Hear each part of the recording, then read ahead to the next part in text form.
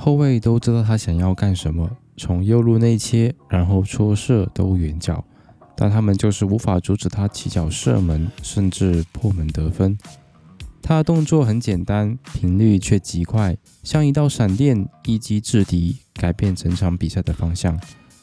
他被称为天才，但他的职业生涯却跌宕起伏。他听过英超，征战过西甲，却频繁受伤，被媒体贴上玻璃人的标签。他曾在世界杯决赛中错失单刀，也曾在欧冠决赛中罚丢点球。很多人以为他会就此沉沦，但他却在德甲迎来了真正的转折。在温布利球场，他打入绝杀进球，帮助拜仁称霸欧洲。那一刻，他不是为别人，也不是为了名气，而是为了那些咬牙坚持、忍痛前行的岁月，交出一份回应。这期视频就让我们一起来聊小飞侠阿尔扬罗本的故事。罗本出生在荷兰北部的小镇贝杜姆，那是一个安静的几乎听不到城市喧闹的地方。他从小就是个不喜欢热闹的孩子，性格内向，不太爱说话。但只要开始踢球，他就像变了一个人，可以和足球玩上一整天。他的父母虽然不是运动员，但他们一眼就看出罗本对足球的热爱并不是3分钟热度。于是在他7岁那年，父母带他报名了本地的足球训练营，开始了系统的训练。罗本的父亲后来甚至成为了他的经纪人，一路陪伴他走过青训、签约、转会的每一步。而他的母亲则是他最坚定的精神支柱，几乎没有缺席过他任何的一场重要比赛，始终全力支持儿子的热爱。正是因为这份来自家庭的支持，罗本才能安心追逐梦想，也因此和家人的关系一直非常亲密。也正是在这样的环境下，他在13岁那年加入了格罗宁根俱乐部的青训营，这家俱乐部也成为他迈向职业球员的重要起点。加入格罗宁根青训后，罗本很快展现出与众不同的天赋。他不是那种靠身体对抗取胜的球员，但他的速度、控球和盘带在同龄人中格外突出。教练甚至形容他拥有成年人都少见的空间感和节奏感。仅仅几年之后，俱乐部就为他开辟了绿色通道。2000年，年仅16岁的罗本正式升入一线队，成为球队当时最年轻的球员之一。在00到01赛季，他完成了职业生涯首秀，并迅速赢得主力位置。那年，他为格罗宁根出场18场，打入2球。第二个赛季，他数据进一步提升，出场28次，打入6球，逐渐吸引荷兰国内豪门的关注。尤其令人印象深刻的是，他在边路的突破和内切，让当时的荷甲防线吃尽骨头。虽然身体还不够强壮，但他已经开始用速度和节奏掌控比赛。在格罗宁根待了2个赛季后，荷甲豪门埃因霍温被罗本天赋打动，在02到03赛季以390万欧元将他签下，他即将踏上下一段旅程。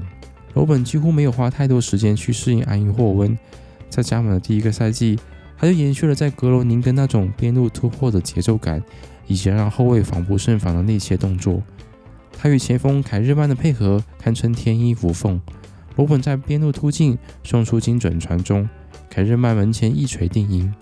球迷甚至为这对组合取了个外号“蝙蝠侠和罗本”，来形容他们的默契程度与杀伤力。他们是那个赛季荷甲最具威胁的双子星。罗本在02到03赛季为埃因霍温出场了33场，打进12球，并送出多次关键助攻，帮助球队夺得荷甲冠军。他本人也因此荣获荷甲最佳年轻球员的称号。但天赋光芒的背后也隐藏着隐患。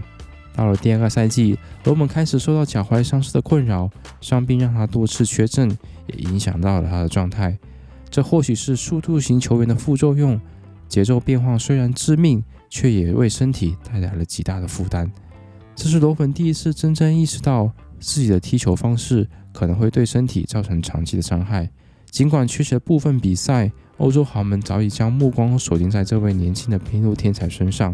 2004年夏天，穆里尼奥率领波尔图夺得欧冠，随后被切尔西重金签下。他上任之后第一目标就是找到一名速度极快、突破能力极强的边锋。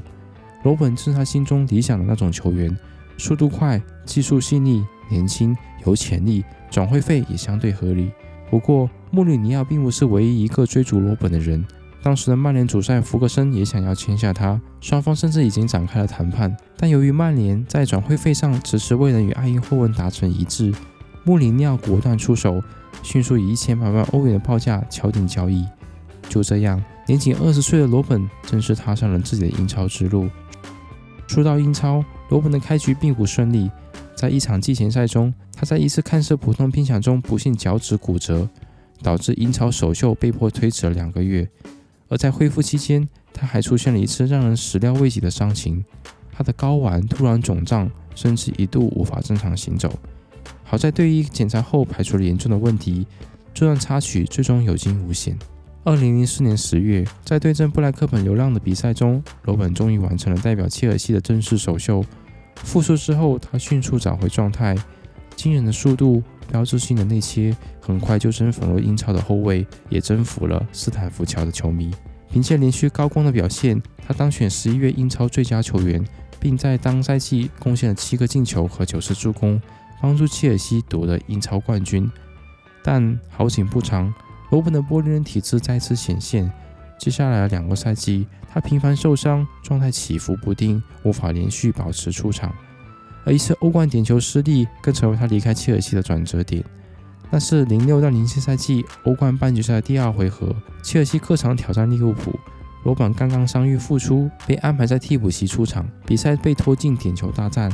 他作为第2主罚球员，将点球罚丢。虽然并非他一个人的失误，其他球员也有罚丢，但这次失利让俱乐部和教练组对他失去了耐心。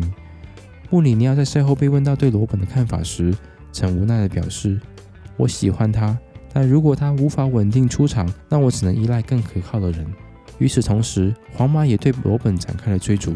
当时主帅舒斯特尔本想签下巴拉克，但俱乐部主席更中意这位边路快马。最终，在一系列谈判后，皇马以3500万欧元将罗本带到伯纳乌，但这次转会也被很多人视为罗本职业生涯最失败的一次签约。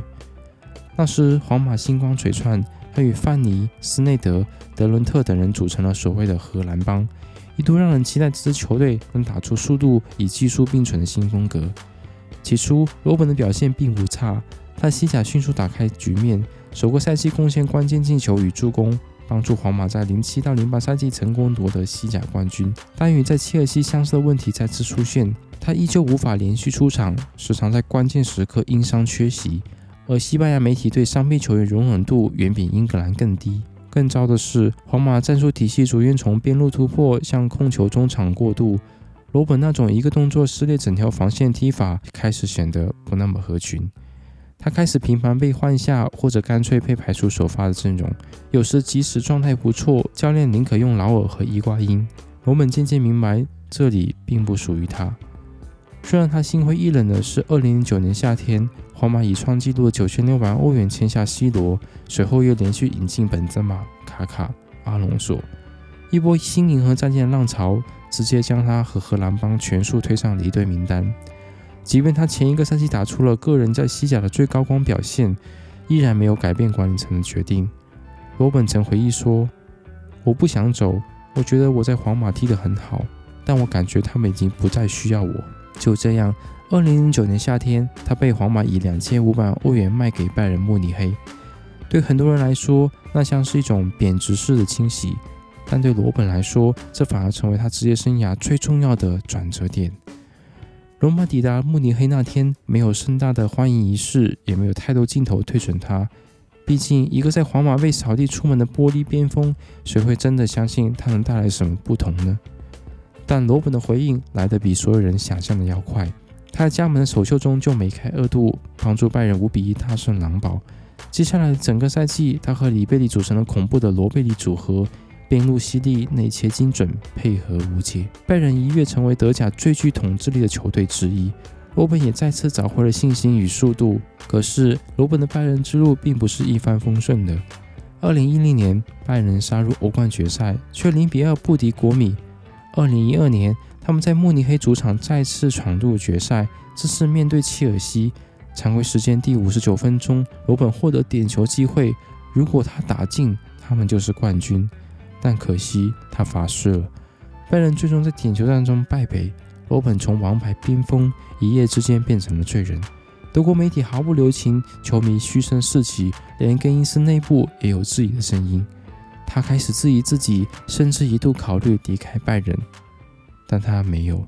2013年5月25日，温布利球场也是欧冠决赛，拜仁对阵多特蒙德。比赛第89分钟，里贝里脚后跟一颗，罗本启动，顺势突入禁区，在2名防守球员之间用脚轻巧一捅，皮球滚入球门，拜仁2-1，罗本绝杀。他没有脱衣庆祝，只有狂奔，跪倒在草地上，仰头享受观众的呐喊。他的压力得到了释放，1年前的痛终于在这一刻被治愈。那一晚，拜仁登顶欧洲，罗本加冕欧冠英雄。他不再是那个在总决赛错失机会的失败者，而是真正用脚写出结局的关键先生。欧冠封王之后，罗本在拜仁迎来真正的巅峰岁月。他和里贝里并肩作战，带领球队在德国几乎无敌，德甲、德国杯、超级杯冠军拿到手软。罗贝里也成为拜仁历史上最具标志性的边路组合。2014年，已经30岁的罗本再次代表荷兰征战世界杯。那届比赛，他用速度横扫西班牙防线，带领球队5-1横扫卫冕冠军。虽然最终止步半决赛，他的个人表现堪称世界级，外界甚至称他是那届世界杯的真正 MVP。回到拜仁，他依然有高水平的发挥，在联赛中屡次上演内切破门的经典画面。但随着年龄增长，伤病再次开始频繁出现。2007年后，他的出场次数逐渐减少。2019年，35岁的罗本宣布离开拜仁，结束了在慕尼黑10年的辉煌生涯。他在拜仁出场了309场比赛，打进144球，拿下了8次德甲冠军和1座欧冠奖杯。告别之战中，安联球场全体起立，掌声和泪水交织。这一次，没有人再质疑他，所有人都知道，那条右路，那记内切，那记左脚，将成为拜仁乃至欧洲足坛永远的经典。2019年，很多人以为这就是他的谢幕，他也确实宣布退役，准备陪伴家人，享受生活，远离聚光灯下的奔跑与压力。2020年，在10个1年之后，罗本宣布复出，不是为了名利，不是为了欧冠，而是为了家乡球队格罗宁根。这是他童年时开启梦想的地方，如今他选择回到这里，用最后职业生涯时光回馈这片土地。但岁月和伤病并没有放过他，他只为格罗宁根出场了7场比赛，就因身体负荷太大，再次决定挂靴。2021年7月，罗本正式宣布第2次也是最终一次退役。他说：“我给了一切，也从足球里收获了所有，我感到骄傲，也感到平静。”没有告别赛，没有热烈的掌声，只有一位老将静静地走下绿茵场，结束了他长达21年的职业生涯。以上就是阿尔扬·罗本的故事。如果视频让你更加了解他，请点赞分享。这里是节目，我们下个影片见，拜拜。